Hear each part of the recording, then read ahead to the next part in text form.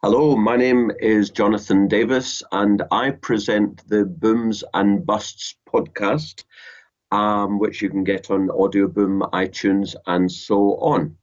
And today I'm going to start off by talking about the long-term outlook for, in this case, the FTSE 100, but that actually is a good proxy in any case for global stocks. There's a handful of stock indices around the world that you can basically take as read.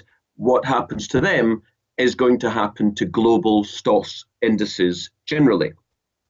So if you look at the roughly 20-year chart there of the FTSE 100, you'll see that we got up to about, give or take, 7,000 in the dot-com peak of 1999. And then we had the dot-com bust.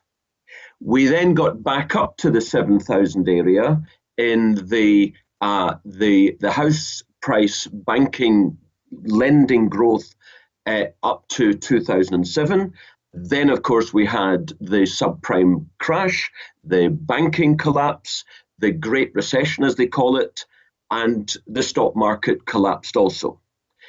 Since then, we've had quantitative easing, we've had zero interest rate policy, we've had bailouts, all the rest of it. We've also had a massive boom in technology stocks. And you can see, therefore, since 2009, the FTSE 100 got back up to roughly the 7,000 level by 2016, 2017. We then had a pullback, and then it rose again in 2017, significantly above the resistance that I've pointed out there in the blue rectangle. At the end of 2018, global stocks, the FTSE, the S&P, you name it, they all fell quite considerably back into the blue rectangle. Well, my contention is this, that since early 2016, we have moved in global economics from years of falling inflation, deflation even. We're now, for the last few years, in global reflation, and this is impacting on global stocks.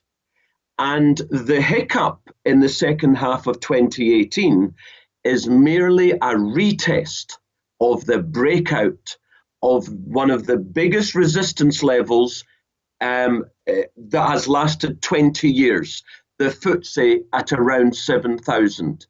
We've had that retest.